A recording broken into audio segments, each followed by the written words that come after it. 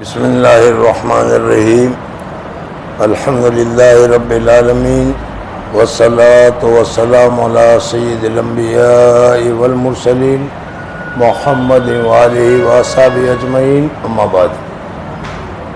گزشتہ کل میں نے بتایا تھا کہ اللہ تبارک و تعالیٰ نے ہم سب کو پیدا کیا۔ اللہ تبارک و تعالیٰ کی مخلوقات کی تعداد بہت ہے۔ الحمدللہ رب العالمین کہا گیا، رب العالمین نہیں کہا، عالمین جمع کا صیغہ ہے، سمجھ میں۔ اور ان سب میں سب سے اعلیٰ، سب سے اونچا، سب سے افضل جو درجہ دیا گیا ہے انسان کو دیا، اشرف المخلوقات۔ اللہ تعالیٰ کی جتنی مخلوق ہے ان سب میں سب سے اچھا، سب سے اعلیٰ آپ لوگ ہیں، سمجھ میں آیا نہیں؟ اب کیوں ہے یہ؟ اس کی وجہ میں نے کل اخیر میں بتائی تھی کہ اللہ تبارک و تعالیٰ نے ہمارے اندر یعنی مٹی کا بھی حصہ ہے، اور اس کے ساتھ ساتھ اللہ تبارک و تعالیٰ نے قُلِ الرُّوحُ مِنْ أَمْرِ رَبِّی، روح اللہ تبارک و تعالیٰ کا ایک امر ہے۔ روح کیا ہے، کیسی ہے؟ وَيَسْأَلُونَكَ عَنِ الرُّوحِ قُلِ الرُّوحُ مِنْ أَمْرِ رَبِّی وَمَا أُوتِیتُم مِنَ الْعِلْمِ إِلَّا قَلِیلًا۔ ہم اس میں پڑھنے کی ضرورت نہیں ہے کہ وہ کیا ہے، کیسی ہے، کس طریقے سے۔ روح ہے، اور جب تک روح کا اور بدن کا تعلق رہتا ہے حیات ہے، اور جہاں یہ تعلق ختم ہوا موت ہو گئی، سمجھ میں نا؟ کتنے اچھے سے اچھے عمدہ سے عمدہ آدمی کو مرنے کے بعد اس کو رکھا نہیں جاتا، 2-3 دن میں اس کو مٹی میں ملانا ہی ضروری ہو جاتا ہے، سمجھ میں ہے نا؟ خیر، تو اللہ تبارک و تعالیٰ نے انسان کو اشرف المخلوقات بنایا، اور یہ اشرف المخلوقات کیوں بنایا؟ اللہ جل جلالہ و من والوں نے ہمارے اندر روح تو رکھی ہے ہی، روح تو سمجھنا ہے نا؟ اور وہ تو اللہ تبارک و تعالیٰ کا امر ہے، نیک ہے، نورانیت ہے، اور نورانی چیزیں ہیں، وہ ساری چیزوں کو تم جانتے ہو۔ لیکن اللہ تبارک و تعالیٰ نے ہمارے بدن میں ایک نفس کو بھی رکھا ہے، اور وہ نفس جو ہے، پہلے تو یہ سمجھو کہ نفس کسے کہتے ہیں، تو تم کتابوں میں پڑھو گے کہ ایک گوشت کا لوٹھڑا ہے، ایک گوشت کا ٹکڑا ہے، سمجھ میں ہے؟ اب وہ کیا ہے؟ اپنی زبان میں اگر میں تم کو سمجھاؤں تو تم کہو گے کہ میرا من نہیں مانتا، کہتے ہوں گے میرا من نہیں مانتا، مارا جیب قبول نہیں ملے کرتو، مارا دماغ میں نہیں آؤ، مارو دل پسند نہیں ملے کرتو، سمجھ میں نا؟ یہ جن چاروں چیزوں کے متعلق تم نے کہا، وہ جو چیز کر رہے وہ تمہارا نفس ہے، وہ تمہارا نفس ہے، سمجھ میں آیا نہیں؟ اگر نفس خوش ہو جائے تو ماشاءاللہ، اور اگر نفس ناراض ہو جائے تو پھر بڑا مشکل ہوتا ہے۔ اللہ تبارک و تعالیٰ نے جو نفس کو بنایا ہے وہ ہمیشہ سستی کی، ہمیشہ گڑبڑی کی، ہمیشہ گناہ کی طرف ہی وہ لے جاتا ہے۔ نفسانیت ہے اس میں، اس نورانیت نہیں ہے، اس لیے نفسانیت کو وہ نفسانیت کی طرف ہی لے جاتا ہے۔ آسان سی مثال تمہیں بتاؤں تو ظہر کے وقت اٹھانے کے لیے آتے ہوں گے، فجر کے وقت اٹھانے کے لیے آتے ہوں گے، سمجھ میں؟ وہ تمہارے کہتے ہیں ابھی تو بہت جلدی آ گئے، بہت جلدی آ گئے، 20 منٹ ہے ابھی تو، 15 منٹ ہے ابھی تو۔ وہ نفس کہتا ہے کہ ٹھہر جا، ابھی تو نماز پڑھیں گے لیکن 5 منٹ جلدی، 5 منٹ آرام کر لو، 2 منٹ آرام کر لو، 2 منٹ آرام کرو، اور اسی 2 منٹ میں وہ سستی کراتا ہے، اور ادھر شیطان بھی اس کو ساتھ دیتا ہے کہ ہاں برابر سے، سمجھ میں آئے نہیں؟ اور دونوں مل کر نماز کو قضا کرا دیتے ہیں۔ نفس کا کام یہی ہے۔ حضرت یوسف علیہ السلام کے قصے میں گزرا ہوگا، ان النفس لامارۃ بالسوء، تو بزرگوں نے، بڑے نے، اکابرین نے نفس کی 3 قسم کی ہے۔ ایک قسم کا نام تو ہے نفس امارہ، دوسری قسم کا نام ہے نفس لوامہ، اور تیسری قسم کا نام ہے نفس مطمئنہ، اور تینوں کا تذکرہ قرآن پاک میں موجود ہے، سمجھ میں آ گیا؟ تو نفس عوامہ یعنی نفس کو اللہ تبارک و تعالیٰ نے ایسا شرکس بنایا ہے کہ وہ ہم لوگوں کو اپنی انگلیوں پر نچاتا رہتا ہے. سمجھنا ہے؟ رات کو سوتے وقت پکا ارادہ کر کے سوتے ہو کہ 6 بجے اٹھ جائیں گے. سمجھنا ہے؟ 6 بجے تو جماعت ہوتی ہے، 5 بجے اٹھ جائیں گے. لیکن جب 5 بجتا ہے تو وہ نفس کہتا ہے ٹھہر ٹھنڈی لگ رہی ہے، 5 منٹ اور ٹھہر جائے، 5 منٹ اور. ہر ایک کو یہ چیزیں ہوتی ہیں. سمجھ میں نہیں؟ یہ ہم کو نیکیوں میں روکنے والا ہے. نیکیوں میں اچھے کام جتنے بھی ہوں گے سب کام میں نفس اپنا اڑنگا لگائے گا. ہی پیسے دے رہے ہیں، کبھی کبھی دل چاہتا ہے کہ 20 روپے دے دوں، نفس اڑنگا وہاں بھی لگاتا ہے. 10 سے کام چلی جائے یار دے دینا 10. سمجھ میں آیا؟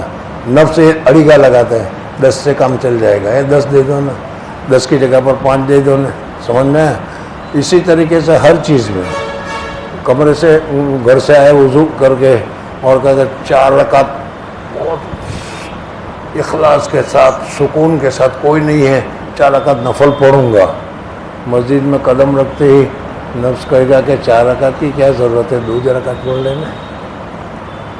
یہ ہوتا ہے کہ نہیں؟ میں تم خود بتا رہا ہوں. یعنی وہ چیزیں جو ہمارا نفس کر رہا ہے، میرا نفس بہت شریر ہے اس لیے وہ مجھے بتاتا ہے، تو وہ میں تم کو بتا رہا ہوں. تمہارا تو ماشاء اللہ کنٹرول والا ہے تو کوئی حرج کی بات نہیں. اب اللہ تبارک و تعالیٰ نے ہمیں جو نفس بنایا، جو اڑنگا ڈالتا ہے، رکاوٹیں ڈالتا ہے، اب اس رکاوٹوں کو توڑ کر ہم جب اللہ کی عبادت کرتے ہیں، یہ اللہ تبارک و تعالیٰ کو سب سے زیادہ پسندیدہ ہے. گزشتہ کل میں نے مثال بتائی تھی، سمجھ میں آیا کہ روزہ رکھا ہے اور بہت سخت پیاس لگی ہے، بہت سخت پیاس لگی ہے، گرمی بھی بہت ہے اور لو بھی چل رہی ہے اور گھر میں کوئی ہے بھی نہیں، والدین بھی گئے ہوئے ہیں. فریج میں بہترین روح افزا رکھا ہوا ہے اور بہترین روح افزا دودھ کا بنا افطار کے لیے اماں بنا کر گئی. اب تمہیں بہت پیاس لگی ہے، اب نفس کیا کہے گا؟ یار پی لینا چاہیے، کوئی دیکھتا نہیں، پی لینا، کچھ حرج کی بات نہیں. اب اگر نفس کی بات مان لی، روزہ توڑ لیا تو اللہ ناراض ہو گیا. اور اگر تم نے نفس کی بات نہیں مانی، نہیں توڑا، 5 منٹ 10 منٹ 15 منٹ، ارے کیا ہے چکر آ جانے لگے کہ مر جاؤں گا لیکن چھوڑوں گا نہیں، تو اللہ جل جلالہ فرشتے کو کہتے ہیں کہ فرشتے دیکھو تم ان کو کہتے ہیں کیوں پیدا کیا. وَإِذْ قَالَ رَبُّكَ لِلْمَلَائِكَةِ إِنِّي جَاعِلٌ فِي الْأَرْضِ خَلِيفَةً قَالُوا أَتَجْعَلُ فِيهَا مَن يُفْسِدُ فِيهَا وَيَسْفِكُ الدِّمَاءَ. اس کو دنیا میں فساد کریں گے، دنیا میں گڑبڑی کریں گے، حکم کی مخالفت کریں گے. تم دیکھتے نہیں اس کو پانی کی بہت سخت ضرورت ہے. مطالبہ دل ہے، مانگ رہا ہے، اس کا دل بھی پانی، اس کا بدن بھی پانی مانگ رہا ہے، پانی خشک ہو رہا ہے، پانی مانگ رہا ہے، پانی اس کے پاس موجود بھی ہے. لیکن میں نے اس کو کہا ہے کہ صبح صادق سے لے کر غروب شمس تک کھانے پینے سے رک جاؤ، اور میرے اس کہنے پر یہ رکا ہوا ہے. یہ مرنے کے لیے تیار ہے لیکن نہیں پیتا، چاہے تو پلا کر دیکھو. سمجھ میں؟ فرشتے نے کہا ابراہیم کہ تم نے خواہ خلیل بنا لیا. ارے خلیل کیا، دوست جو کہے وہ اس کو پوچھے بھی نہیں. ایک تو دوست کو تم کہو کہ مجھے یہ چاہیے ہوگا، کیا کرو گے؟ کہ 200 روپے چاہیے گا، کیا کرو گے؟ وہ پکا دوست نہیں ہے، وہ 200 نکال کر دے دے، لے لے. 200 مانگے 200 دے دیے، تو جو چاہے کر. یہ سچا دوست یہ ہوتا ہے. سمجھ میں نہیں؟ ابراہیم علیہ السلام کا کہا اذبح. اب یہ نہیں پوچھتا کیوں ذبح کروں، ارے میرا بیٹا 80 سال کے بعد ہوا ہے، ابھی میں ذبح کروں اس کو. لیکن حضرت ابراہیم علیہ السلام نے کہا ٹھیک ہے. تو اللہ تعالیٰ نے فرشتوں کو کہا دیکھا. تو ہمیں یہ کام کرنا ہے، اور اس کام کے لیے اللہ تبارک و تعالیٰ نے ہمیں شریعت بتائی ہے، اور یہ شریعت کے احکامات سارے اسی کے اوپر ہے. نماز یا جو بھی شریعت کا کام ہے، نفس پہلے اڑنگا لگائے گا ہی لگائے گا. تمہیں سب سے پہلے نفس پر کنٹرول کرنا ہے. تو نفس پر میں جو بات کر رہا تھا، تو نفس کی 3 قسم علماء بتاتے ہیں. اس میں پہلی قسم جو ہے نفس امارہ کی ہے. نفس امارہ کا معنی یہ ہے کہ یہ ایسا نفس ہے کہ ابھی اس کو ہر گناہ کے کام، ہر برائی کے کام کرنے کا اس میں ایک خاصہ ہے اس میں۔ اب اگر تم اس کو کنٹرول کرو گے تو کنٹرول کرنے کے بعد اس کو جو ہر وقت ٹانگ اڑانے کی عادت ہے، وہ ٹانگ اڑانے کی عادت اب چھوڑے گا وہ، لیکن چھوڑوانا پڑے گا۔ کہتے ہیں یہ کیسے ہوگا؟ تو دیکھو ایک گھوڑا ہے، گھوڑے کے اوپر تم اگر سواری کرو، اس کے اوپر اس کو تربیت نہ دی ہو اور سواری کرو تو وہ سواری ہی نہیں کرنے دے گا، اور اگر سواری کی بھی تو جیسے پچھاڑے گا کہ پتہ چل جائے گا کیا ہے۔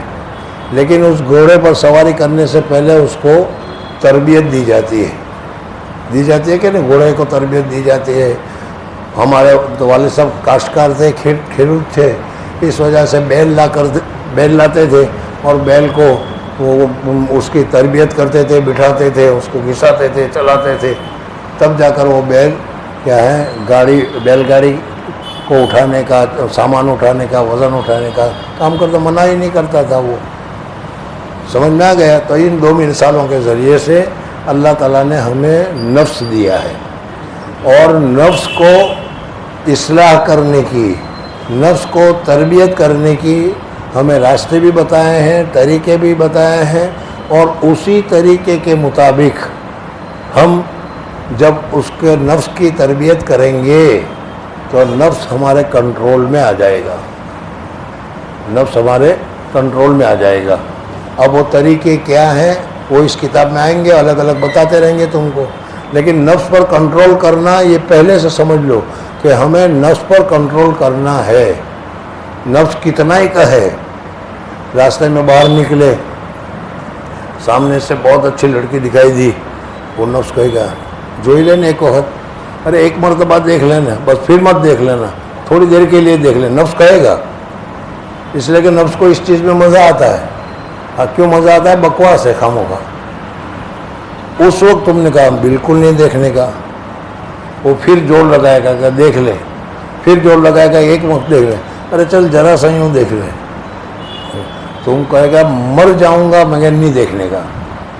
تو اب وہ تمہارا نفس زبردستی نہیں دکھلائے گا، پھر وہ چھوڑ دے گا کہ آپ مانوانا نہیں، یہ ماننے کا نہیں ہے۔ سمجھ میں؟ یہ اللہ تبارک و تعالیٰ کو پسند ہے۔ اللہ کا حکم ہے مجھے دیکھنا نہیں ہے، میں نہیں دیکھوں گا۔ اللہ کا حکم ہے یہ کھانا میرے لیے جائز نہیں ہے، میں نہیں کھاؤں گا۔ یہ جب تمہارے اندر جذبہ آ جائے تو نفس تمہارا تابع بننا شروع ہو جائے گا۔ سمجھ میں آ گیا؟ تو سب سے پہلا درجہ ہے نفس امارہ کا۔ اس نفس امارہ کو کنٹرول کرنے کی ضرورت ہے۔ ہم لوگوں کی زندگی گزر جاتی ہے لیکن ہم نفس کو کنٹرول نہیں کر پاتے، اس وجہ سے مرتے دم تک گناہ کرتے چلے جاتے ہیں۔ سمجھ میں آئے نہیں؟ نفس پر کنٹرول کر لو تو اب وہ 3rd ڈگری سے دوسری ڈگری پر آئے گا، اور اس کا نام ہے نفس لوامہ، یعنی کبھی بات کو مانے گا بھی، کبھی بات کو نہیں بھی مانے گا بھی۔ سمجھ میں آئے نہیں؟ ایک طالب علم بالکل پڑھتا نہیں ہے، سمجھ میں آیا، کتاب نہیں لیتا، مدرس یا محترم جو ہے اس کو مارتا ہے اور بیڑیاں پہناتا ہے اور یہ کرتا ہے، اور وہ سمجھتا ہے کہ اب تم مجھے یاد کیے بغیر چھٹکارے نہیں، تو پھر وہ یاد کرنا شروع کر دیتا ہے۔ کچھ دیر یاد کرنے کے بعد پھر اس کی اصلی عادت آتا ہے یاد نہیں کیا، یاد نہیں ہے۔ یہ دوسرے نمبر پر یہی ہوتا ہے نا، پھر مارتا ہے، پھر پٹتا ہے، اب یہ سمجھتا ہے کہ یہ تو مجھے چھوڑے گا نہیں۔ بہت ساری یہ مثالیں سچی مثالیں ہیں، سمجھ میں آئے نا؟ ہمارا ایک دوست تھا، داخل کیا مدرسہ میں حفظ کلاس کے لیے، مار پڑی تو وہاں سے بھاگا۔ ابھی گھر والے چھوڑنے آئے، گھر والے گھر نہیں گئے، اس سے پہلے وہ بھاگ گیا۔ وہ کہیں سے تلاش کر کے پھر لائے، پھر رکھا، پھر لائے، پھر رکھا، پھر لائے، پھر رکھا۔ سمجھ میں آیا؟ بیڑیاں پہنائی گئی، کچھ بھی کیا گیا، آخر میں حافظ ہو گیا وہ۔ سمجھ میں آیا نا؟ ابھی امریکہ میں ہے وہ۔ تو یہ نفس کے یہ ساری چیزیں ہیں جو ہم ظاہر میں بھی دیکھتے ہیں۔ تو اسی طریقے سے نفس تو بار بار کرے گا۔ اب اسی مثال میں اور بتاؤں کہ چلو گزشتہ کل آپ نے ایک بات کی تھی کہ انشاءاللہ جھوٹ نہیں بولیں گے، اور امید تو ہے کہ 24 گھنٹے میں تو جھوٹ بولے ہی نہیں ہوں گے۔ آج ایک دوسری بات کر رہا ہوں، کل 24 گھنٹے میں پھر اس کا تجربہ ہو جائے گا کہ پرائی عورتوں کی طرف ہم نظر اٹھا کر نہیں دیکھیں گے۔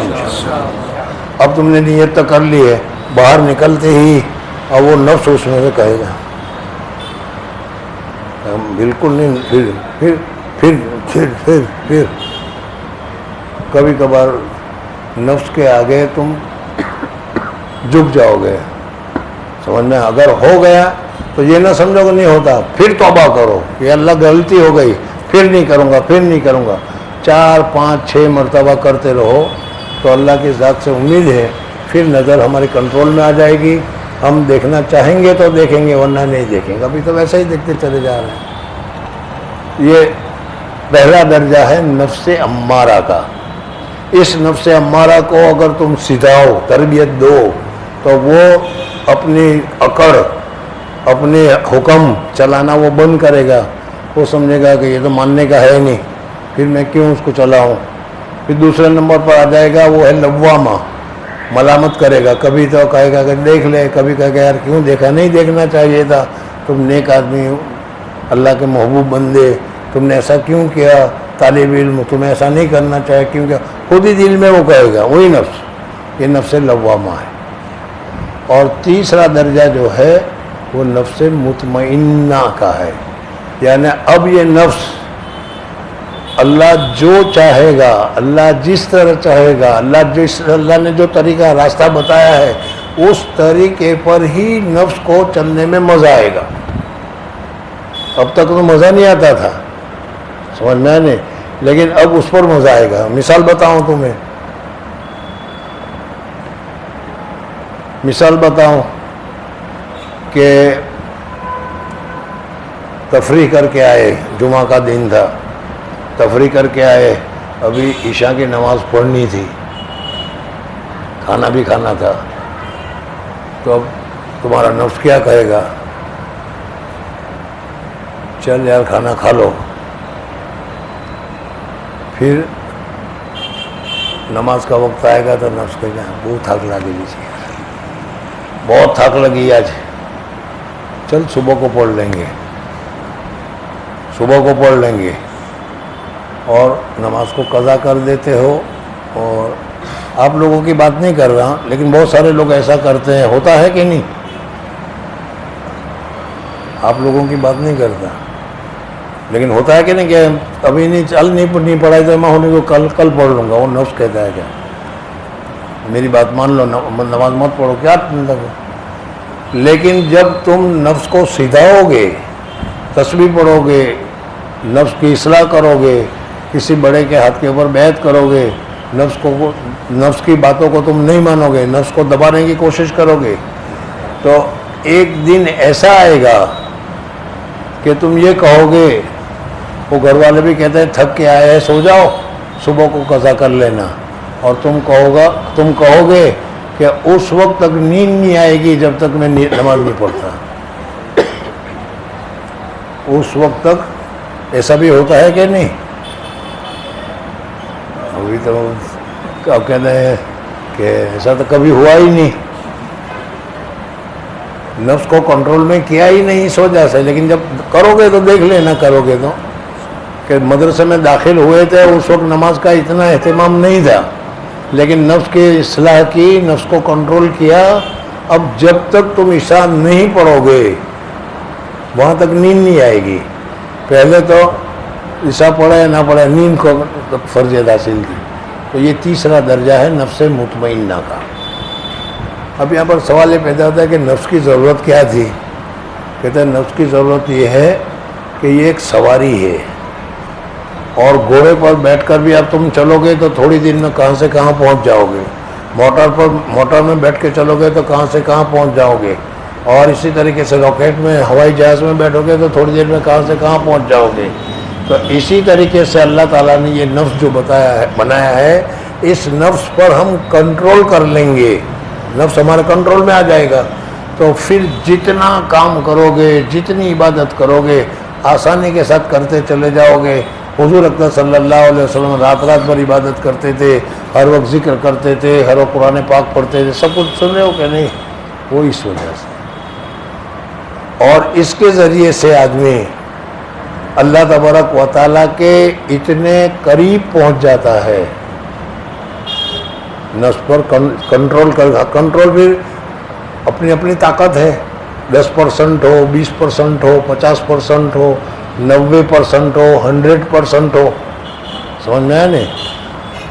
عبادت میں اتنے آگے نکل جاتا ہے کہ اللہ تعالیٰ نے جن لوگوں کو عبادت کے لیے بنایا ہے، فرشتے عبادت ہی کے لیے بنایا ہے اللہ تعالیٰ نے، یہ انسان فرشتوں سے بھی آگے نکل جاتا ہے۔ اسی وجہ سے مسئلہ ہے کہ بعض انسان بعض فرشتوں سے اچھے ہیں، عام لوگ، اور خاص فرشتوں سے افضل ہے۔ خاص فرشتہ حضرت جبریل علیہ السلام، حضرت میکائیل علیہ السلام، حضرت اسرائیل علیہ السلام، حضرت اسرافیل علیہ السلام، بڑے بڑے فرشتے۔ حضرت جبریل علیہ السلام نے ایک جگہ پر جا کر کہہ دیا کہ یکبر سر موئے پرم فروغ تجلی بشوزت پرم، یا رسول اللہ صلی اللہ علیہ وسلم، اللہ تعالیٰ نے آپ کو بلایا، میں لینے کے لیے آیا، لیکن میری حد یہ ہے، میری کیپیسٹی اتنی ہی ہے، میں اس سے آگے نہیں جا سکتا، اگر ایک بال کے برابر بھی آگے جاؤں گا تو میں جل جاؤں گا۔ اللہ جل جلالہ نے آپ کو بلایا ہے، آپ خود تشریف لے جائیے۔ ثم دنا فتدلی ثم قاب قوسین او ادنی۔ حضور صلی اللہ علیہ وسلم کہاں تک گئے، کہاں کتنے تک گئے، وہ جانے والا جانے اور بلانے والا جانے، لیکن حضرت جبریل سے آگے نکل گئے کہ نہیں؟ انسان تھے حضور صلی اللہ علیہ وسلم، لیکن وہ حضور صلی اللہ علیہ وسلم کا نفس جو تھا وہ کنٹرول میں تھا، اور کنٹرول کی وجہ سے ایسی عبادت کی کہ جبریل سے بھی آگے بڑھ گئے۔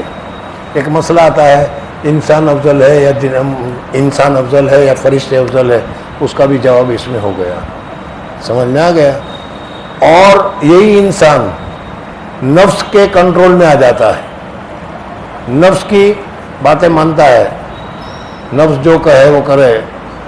نفس شراب پینے کا ارادہ کرتا ہے تو لاؤ بھائی 2 پیک لگا دو، زنا کرنے کا ارادہ کرتا ہے لاؤ اس کو زنا کر کھانا جیسے، یعنی نفس کی ہر خواہش پوری کرو، تو نفس کی خواہش کبھی پوری نہیں ہوتی، نفس کی خواہش کبھی پوری نہیں ہوتی۔ نفس کہے گا تو صحیح، کہیں نہیں چھل لو ایک وقت چھل لی وقت، لیکن وہ کبھی چھلنا اور اخیری ہوگا نہیں۔ نفس کے اوپر کنٹرول کے بغیر نفس کی باتیں مانتے چلے جاؤ گے تو نفس گمراہی میں لے جائے گا، پھر جتنا سلاؤ وہ سوتا ہی رہے گا، پھر اٹھنے کا نام ہی نہیں لے گا، جتنا کھلاؤ کھاتا ہی رہے گا، پھر انکار کرنے کا نام نہیں رہے گا، اور گناہ میں چڑھتا ہی چلا جائے گا۔ اور جبریل نے کہہ دیا نا کہ میں اب سے آگے نہیں جا سکتا، اس طریقے سے شیطان انسان کو کہہ دے گا کہ بھائی میں جتنا تجھے گمراہ کرنا چاہتا تھا اتنا گمراہ کر لیا، اب اس سے زیادہ گمراہ میں نہیں، تجھے ہونا ہو تو ہو۔ اور انسان کہتا ہے کہ ہاں ٹھیک ہے۔ شیطان ہونے کے باوجود کبھی نہیں کہا انا ربکم الاعلی، شیطان نے کہا انا ربکم الاعلی، سمجھ میں آیا؟ اور انسان گناہ کرتے کرتے اتنے اونچے درجے پر پہنچ گیا کہ جا کر کہہ دیا کہ اونچ بھگوان چھوں، اونچ اللہ چھوں، انا ربکم الاعلی۔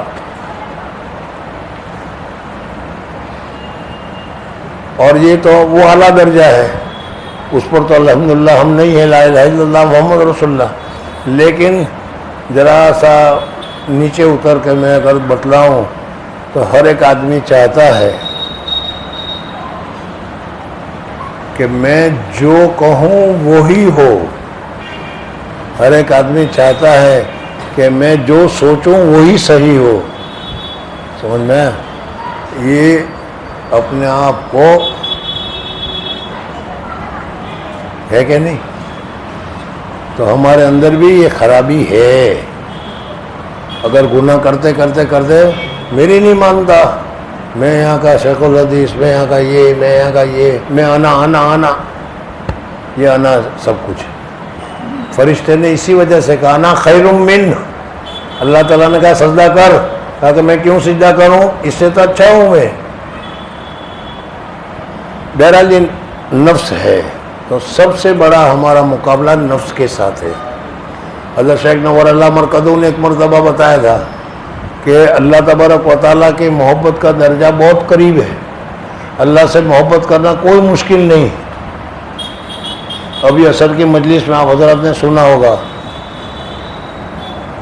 اور میرا ذہن اسی طرف گیا کہ دیکھو آج تو اصل میں تو یہ بتایا کہ اللہ کا ذکر کرو، اللہ کی یاد کرو. کیوں یاد کرو؟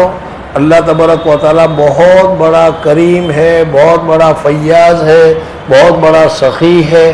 ہر آن، ہر لمحے، ہر سیکنڈ، ہر منٹ کا ہر سیکنڈ اور ہر سیکنڈ کا بھی ہر سیکنڈ اللہ تبارک و تعالیٰ کی نعمتیں، اللہ تبارک و تعالیٰ کی طرف سے بخششیں، اللہ تبارک و تعالیٰ کی طرف سے نعمتیں تمہیں ملتی چلی جا رہی. سانس ذرا سا گڑبڑ ہو جائے، آکسیجن والا مسئلہ، کہاں جاؤ گے؟ ہر سیکنڈ میں مل رہی ہے کہ نہیں؟ اور اس کی اگر پیسے بھی دینے پڑتے تو کہاں سے لاتے؟ سمجھ میں آیا؟ اور ان کے علاوہ بھی اللہ تبارک و تعالیٰ نے آنکھوں کو طاقت دے رکھی ہے، یہ ساری چیزیں سن رہی ہے. کانوں کو طاقت دے رہی ہے جو ساری لذیذ چیزوں کو سنتی ہے، اچھی لگے وہ. یہ سب اللہ کی نعمتیں ہیں کہ نہیں؟ اور اگر کوئی آدمی ہر سیکنڈ پر تم کو 100 روپے 100 روپے 200 روپے 500 روپے ہر سیکنڈ پر دے رہا ہو تو تم اس کو یاد کرو گے یا اس کا گنگان نہیں گاؤ گے؟ گاؤ گے کہ نہیں؟ تو پھر کیا اللہ تبارک و تعالیٰ کا ذکر نہیں کرنا چاہیے؟ اللہ تبارک و تعالیٰ کی بات نہیں ماننی چاہیے؟ اللہ تبارک و تعالیٰ کا یاد نہیں کرنا چاہیے؟ سمجھ میں آ گئے؟ تو ہر چیز میں ففی کل شیء لہو آیۃ تدل علی انہ واحد، ہر چیز میں اللہ تبارک و تعالیٰ ہے اور اللہ تبارک و تعالیٰ. لیکن جو ہمارا نفس جو ہے نا ہمارے ساتھ، وہ نفس ان چیزوں کی طرف سوچنے نہیں دیتا. اگر اس طرف سوچنا جائے گا تو پھر آدمی ہر وقت اللہ اللہ اللہ اللہ کرے گا، ذکر کرے گا، نماز پڑھے گا، کوئی گناہ کا کام نہیں کرے گا. سمجھ میں آ گیا؟ تو ہمیں گناہ سے بچنا ہے، اور گناہ کے بچنے کے لیے ہمارا سب سے بڑا مقابل ہے نفس. اس نفس تو میں ہی بتا رہا تھا کہ حضرت شیخ نے بتایا کہ اللہ تبارک و تعالیٰ کا دربار، اللہ تبارک و تعالیٰ کا مکان، اللہ تبارک و تعالیٰ کا در دوست کا گھر دور نہیں ہے. ایک فارسی میں شاعر کہتا ہے یک قدم بر نفس نہ و دیگر را کوئی ہے. یار تم دوست کے گھر میں جانا چاہتے ہو، دوست کا گھر بہت دور نہیں ہے، ایک قدم اپنے نفس پر رکھ لو تو ہمارا جو نفس چاہے اس کے خلاف کرنا شروع کر دو. سمجھ میں آئے نہیں؟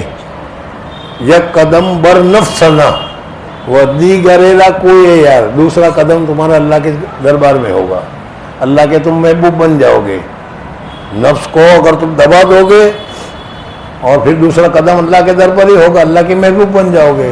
تو اللہ تبارک و تعالیٰ کا محبوب بننا دور نہیں ہے. اور آدمی اللہ تبارک و تعالیٰ نے جس طرح دیکھنے کو کہا، جس طرح سننے کو کہا، جس طرح کھانے کو کہا، جس طرح سونے کو کہا، حضور صلی اللہ علیہ وسلم کی نظیر سب میں موجود ہے. حضور صلی اللہ علیہ وسلم کی سنتوں کے مطابق کرتے چلے جاؤ تو اللہ تبارک و تعالیٰ کی محبت حاصل ہو جائے گی. اور اسی کو کہا ہے قد افلح من تزکا قرآن پاک میں، جس نے اپنے آپ کا تزکیہ کر لیا وہ فلاح پا گیا. سمجھ میں آیا نہیں؟ تو یہ تزکیہ جو ہے یہ بہت زیادہ ضروری ہے، اور یہ تزکیہ نفس کا ہوتا ہے. اور کس طریقے سے ہوتا ہے؟ وہ اس راستے میں جو پڑے ہوئے لوگ ہیں جنہوں نے اپنا تزکیہ کیا ہے، جنہوں نے اس راستے میں اپنے آپ کو رگڑا ہے، اور رگڑ کر اللہ کی رضا اور اللہ کی محبت حاصل کی ہے، ان کے دامن کو پکڑنے سے ہوگا۔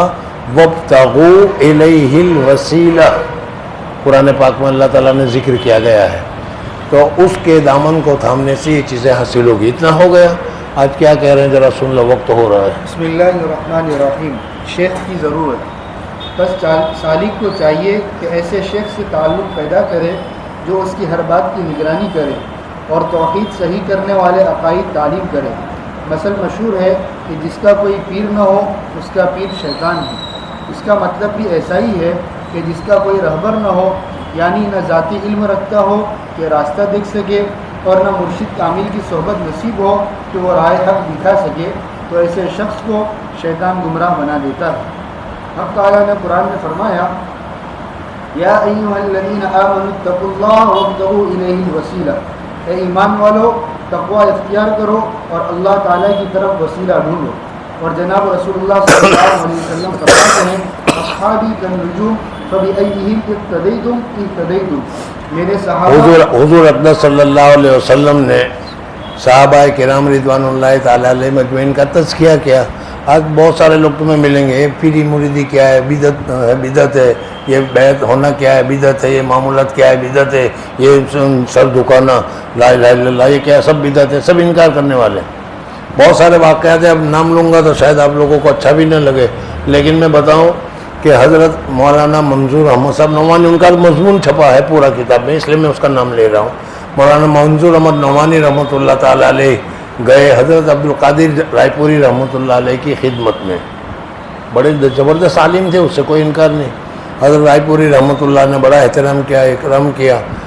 مظہر رائے پوری چارپائی پہ بیٹھے ہوئے تھے، وہ گئے، بڑے نے کہا حضرت ایک بات پوچھوں، یہ لا الہ الا یہ لا الہ یہ سب کر رہے ہیں، وہ خدام ہوں گے، وہ ذکر وغیرہ کر رہے ہوں گے، حدیث سے تو ثابت نہیں ہے۔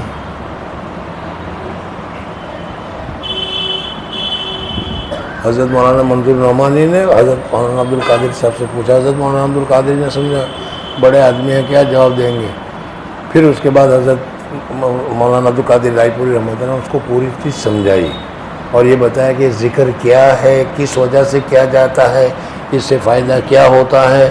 مختصر بتایا کہ بھئی اللہ تبارک و تعالیٰ کی محبت دل میں پیدا کرنا ضروری ہے کہ نہیں؟ کہا ضروری ہے۔ کہا کہ جس چیز سے یہ پیدا ہوتی ہے وہ چیز ضروری ہے کہ نہیں؟ کہا کہ وہ بھی ضروری ہے۔ تو آج تجربہ یہی ہے، حضور صلی اللہ علیہ وسلم کے زمانے میں تو فٹافٹ حاصل ہو جاتا تھا، آج تجربہ یہی ہے کہ اس طریقے سے تسبیح پڑھاؤ، اس طریقے سے مجاہدہ کراؤ، تب جا کر یہ ہوتا ہے۔ پھر مان گئے، وہ ہو گیا، صحیح ہو گئی۔ لیکن آج بھی تمہیں یہاں بہت سارے ایسے حضرات ملیں گے، علماء کرام ایسے ملیں گے جو کہیں گے کہ یہ کیا رگڑ پکڑی رکھ رکھا ہے، ابھی ساری دنیا چاند پر پہنچ رہی ہے اور تم کنویں کی مینڈک کی طرح وہیں گر رہے ہو، اسی کو دنیا سمجھ رہے ہو۔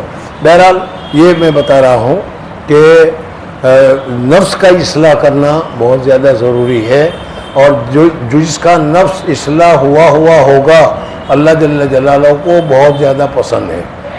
حدیث سے، اور یہ سارا حدیث سے ثابت کر کے بھی بتاؤں گا انشاءاللہ آگے، سمجھ میں آیا نہیں کہ کیا کہاں پر چل رہا تھا؟ اصحابی کالنجوم، حضور صلی اللہ علیہ وسلم نے صحابہ کرام رضوان اللہ کی جن کی حالت کیا تھی وہ معلوم ہے، چھین کر کھا لینا، میرا پیٹ بھرنا چاہے تو بھوکا مارے، کوئی حرج کی بات نہیں، جیسے آج کل ہم کر رہے ہیں، میرا ہونا چاہیے، میرا پڑنا چاہیے۔ اور پھر حضور صلی اللہ علیہ وسلم نے ان کا ایسی اصلاح فرمائی کہ ایک مہمان آیا، کہا گھر لے جاؤ، پوچھا بیوی سے، کہا کہ چھوٹے بچے کے لیے تھوڑا سا کھانا رکھا ہوا ہے، کیا کریں گے؟ کہ حضور صلی اللہ علیہ وسلم کا مہمان لے کر آئے ہو، ہماری بیوی ہوتی ہے کہ کچھ نہیں پہلو کہیں لاہور نہ ہو کر سمجھنا گہما کا چھ نٹھی نے کہا کہ ایسا کرو کہ میں مہمان کے ساتھ کھانے کے لیے بیٹھوں گا، تو دیا لے کر آنا، اور اس دیے کی روشنی بڑھانے کے لیے اس کو آگے اوپر اٹھانے کی کوشش کر کے اس کو کھینچ لیں، اندھیرا ہو جائے گا، اندھیرا میں اس کو پتہ نہیں چلے گا، میں بھی چپ چپ کرتا رہوں گا، وہ سمجھے گا کھا رہا ہے، وہ اتنا یہی کھا جائے گا، میں صرف منہ چلا رہا ہوں۔ یاد آ گیا پورا قصہ ہے یہ۔ تو جو پہلے چھین کر کھاتے تھے وہ بھوکے رہ کر اب کھلانے لگے، سمجھنا ہے نہیں؟ جو پہلے بیٹیوں کو درگور کرتے تھے وہ بیٹیوں کے ساتھ محبت کرنے لگے۔ حضور صلی اللہ علیہ وسلم نے ایسی کامل اصلاح فرمائی سمجھ میں آیا نہیں؟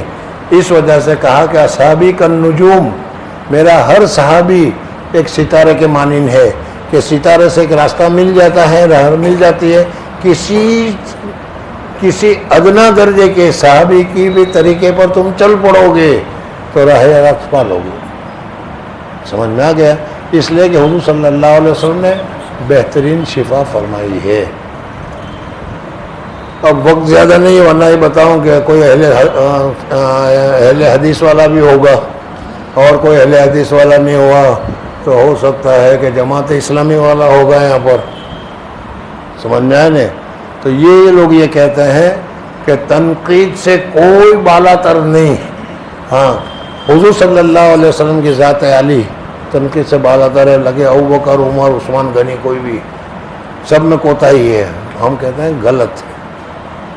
اس کا معنی تو یہ ہوا کہ حضور صلی اللہ علیہ وسلم نے پڑھانے کا کام صحیح نہیں کیا، حضور صلی اللہ علیہ وسلم نے تزکیہ کا کام پورا نہیں کیا، حضور صلی اللہ علیہ وسلم نے صفائی کا کام پورا نہیں کیا. یہی تو ہوگا نا، تم اس میں تلاش کر رہے ہو. اس لیے صحابہ کی جو لڑائی وغیرہ آج کل بھی بہت سارے ہیں، پتہ نہیں نام نہیں لینا چاہیے، باقی بہت سارے ایسے ہیں جو آج بھی کہہ رہے ہیں کہ فلاں صحابی سے یہ غلطی ہو گئی اور فلاں صحابی سے یہ غلطی ہو گئی.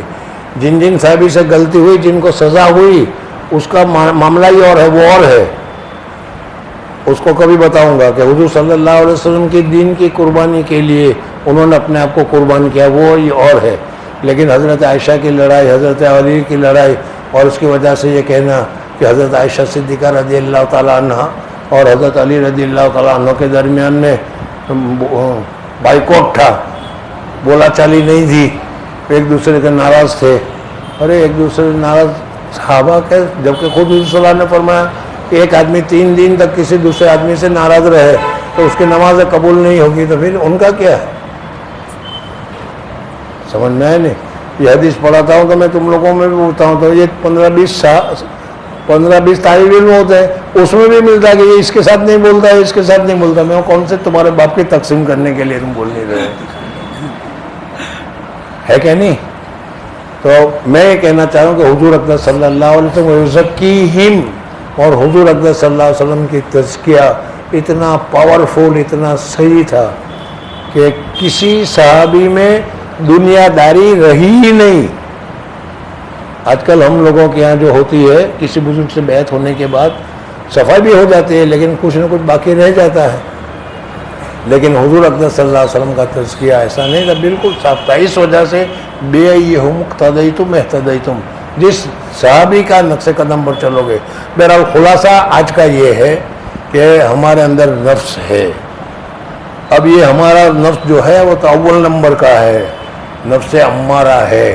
اس نفس امارہ کو نفس لوامہ بنانا ہے، اور نفس لوامہ کے بعد اس کو نفس مطمئنہ بنانا ہے.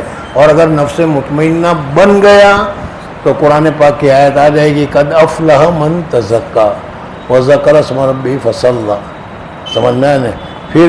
پھر یہ نفسی تم کو اٹھائے گا، اٹھ چل نماز کا وقت ہو گیا، اٹھ کے کہہ کہ مجھے اٹھایا کس نے؟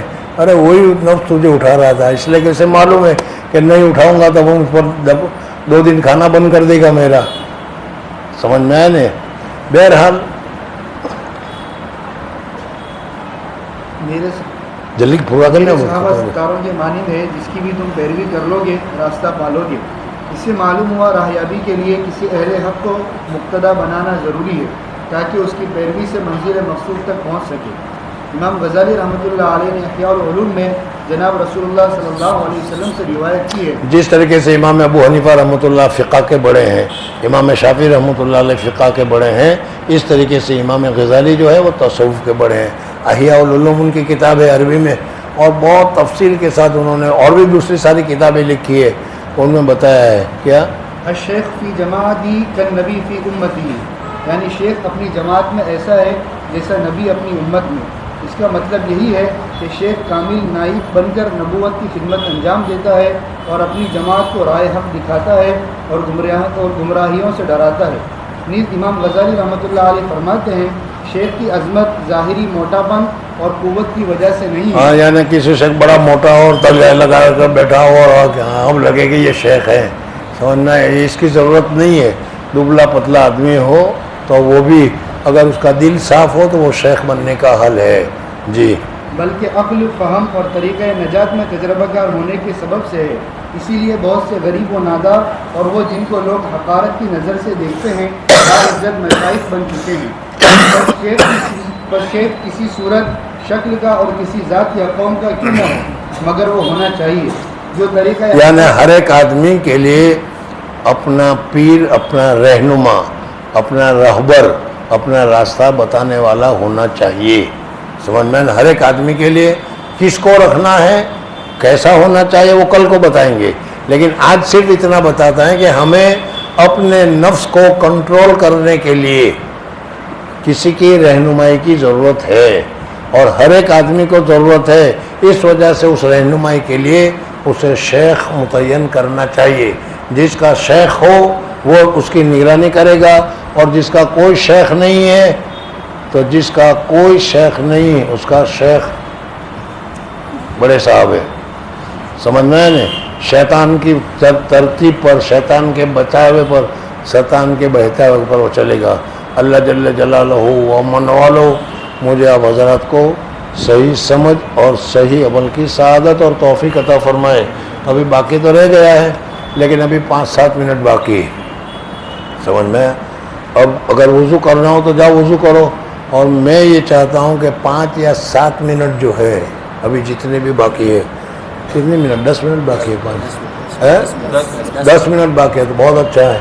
تو 10 منٹ روزانہ دعا میں لگاؤ، اپنے لیے جو ضرورت ہے وہ مانگو، اور تمہارے لیے ضرورت کچھ نہیں ہے تو بھائی میرے لیے مانگو، مجھے بہت ضرورت ہے۔